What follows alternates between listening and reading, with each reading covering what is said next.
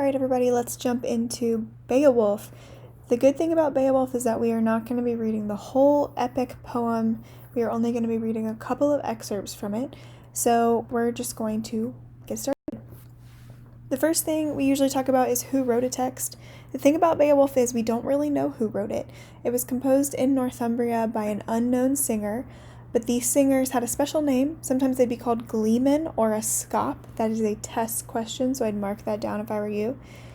We also believe that there's a chance that the scribe who copied it added in overt Christian references. And one of the things we're going to be talking about in class is whether this is a pagan poem that was adapted to fit Christianity or whether there are Christian messages in the original text of Beowulf itself. So keep that in mind.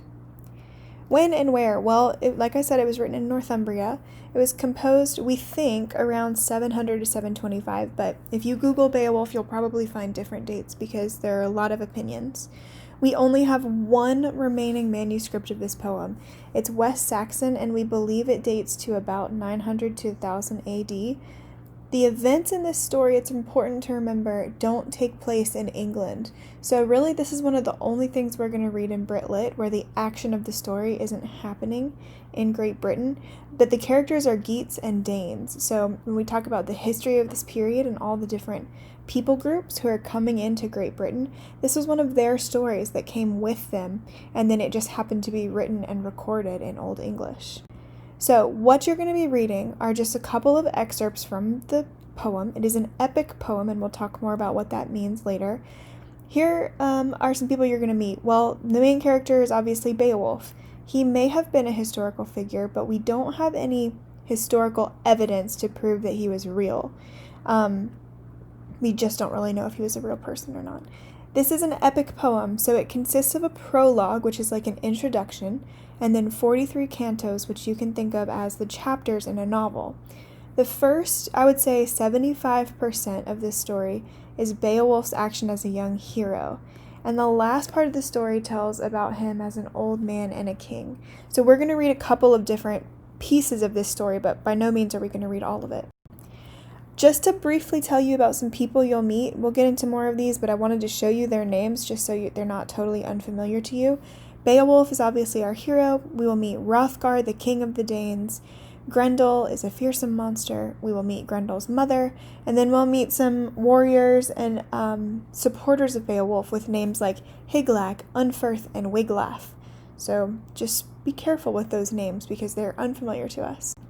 Some things that you should watch for as we read Beowulf are the characteristics of epic poetry. So specifically, these 5 things we're going to look for a lot: kennings, metaphors, similes, alliteration, and hyperbole.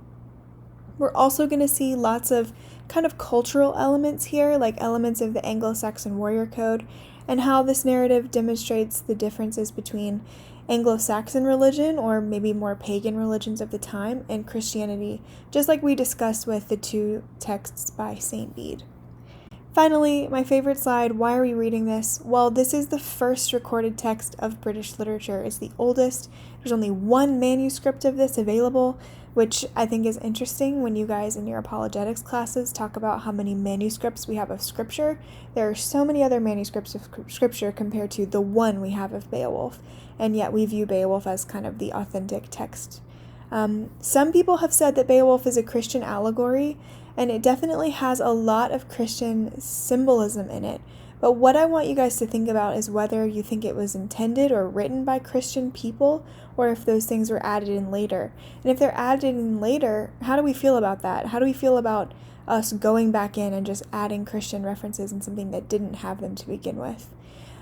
One of the things we're also going to think about is how this fits with some of the ideas in how to read literature like a professor, so make sure you haven't forgotten all of those good things.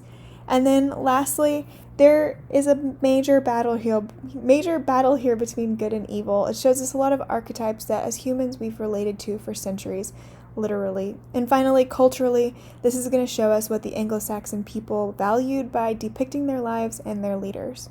So I hope this little 5-minute video is helpful. That's what you need to know before you come to class and before we read Beowulf. I'll see you guys soon.